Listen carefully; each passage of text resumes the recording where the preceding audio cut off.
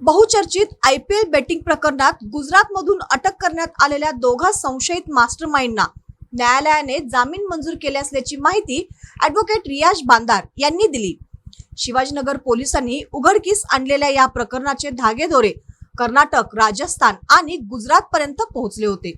तपासादरम्यान पोलिसांनी गुजरात राज्यातून हार्दिक रमेशभाई जिकेदारा आणि जयदीप रमेशभाई जिकेदारा या दोघांना अटक केली होती। हे दोघे संबंधित बेटिंग वेबसाईट व सॉफ्टवेअरचे डेव्हलपर असून बेकायदेशीर IPL बेटिंगसाठी वापरण्यात येणारे ॲप आणि सॉफ्टवेअर तयार केल्याचा त्यांच्यावर आरोप होता।